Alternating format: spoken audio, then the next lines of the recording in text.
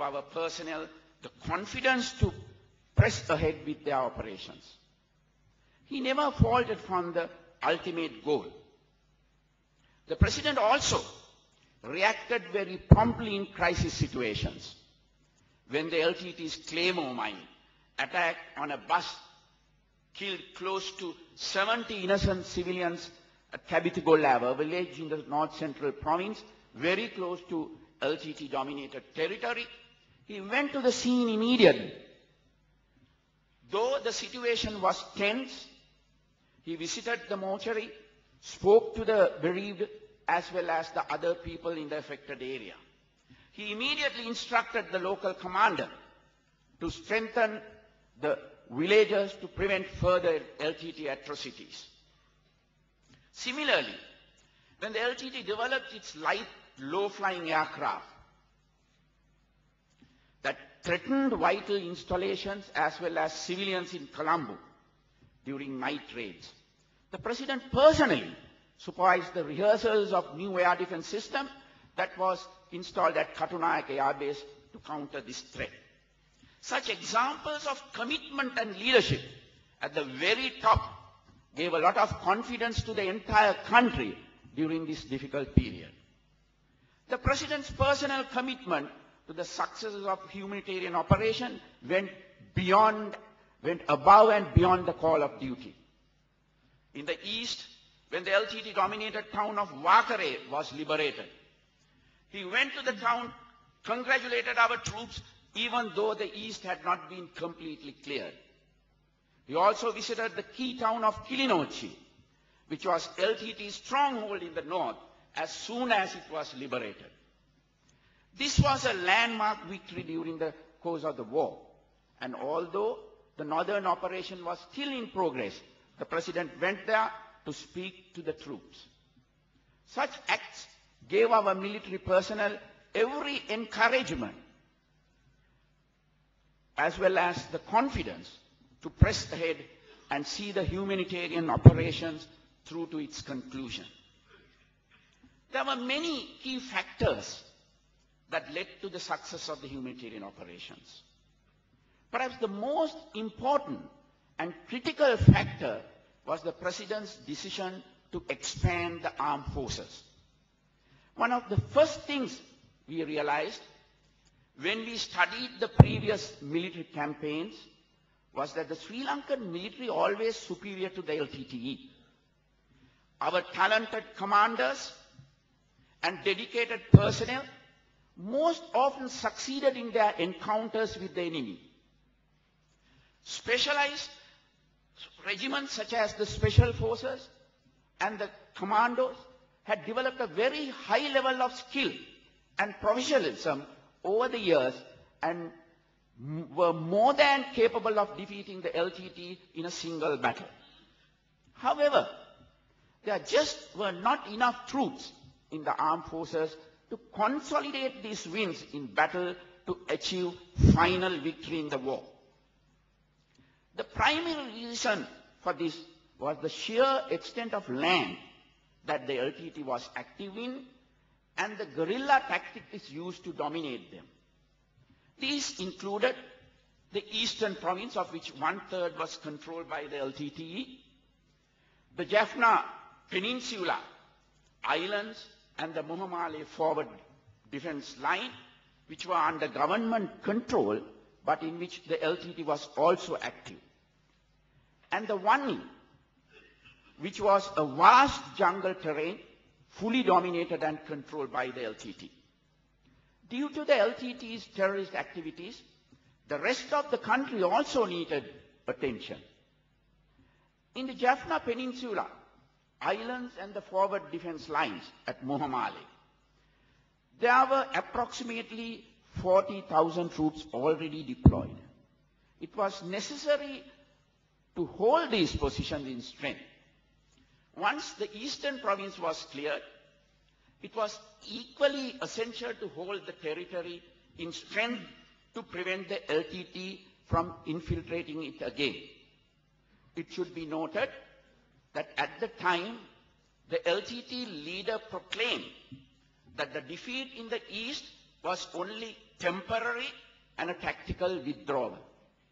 This is because the eastern province had been cleared by government forces in the past, only for the LTT to return in numbers and reoccupy and restart terrorism there, while the military was actively engaged elsewhere.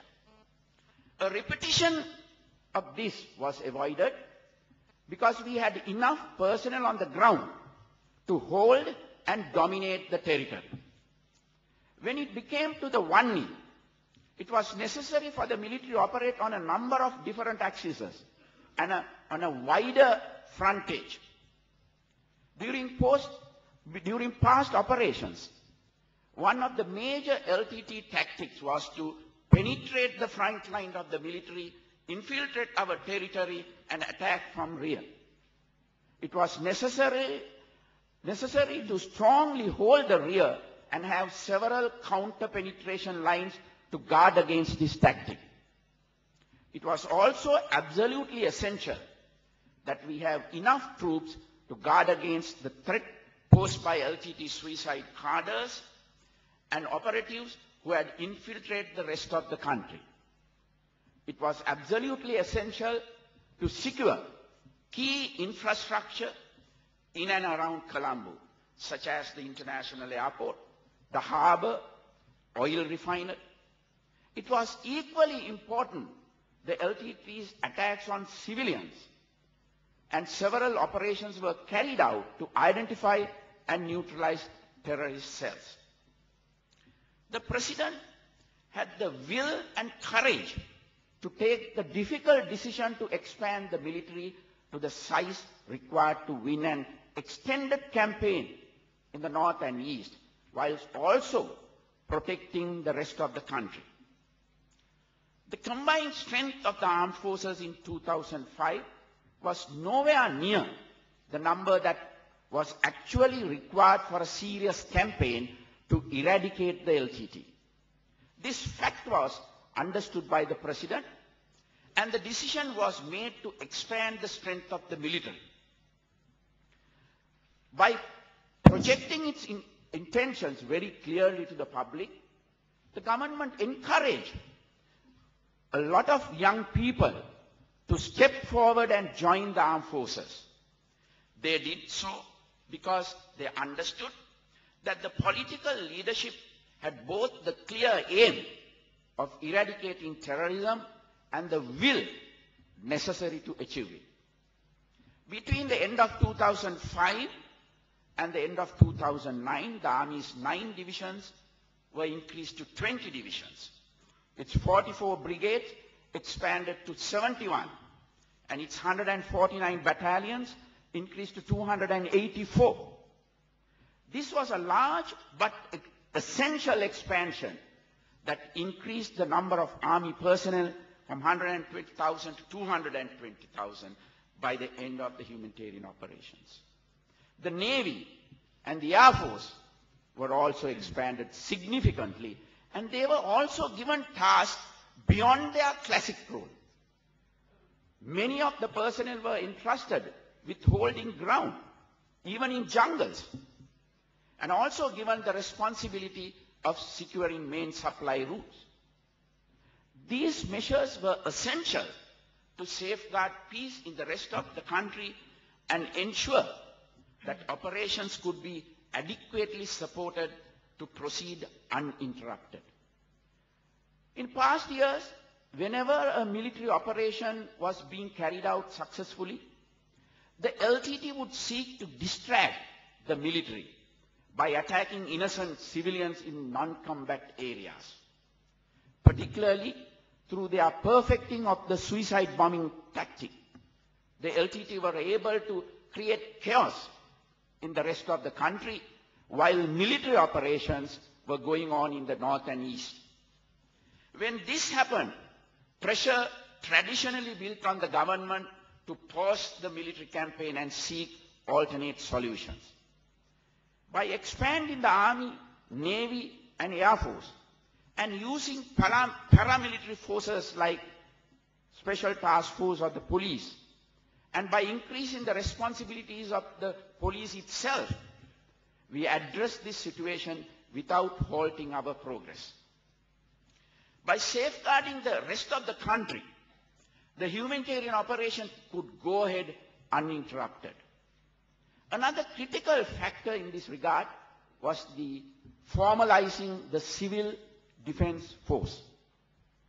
This was initially a loose arrangement organization of civilians who had been given only shotguns to protect the villagers under threat from the LTT. When the decision to once again engage the LTT militarily was made, it was clear that the LTT would try to distract the operation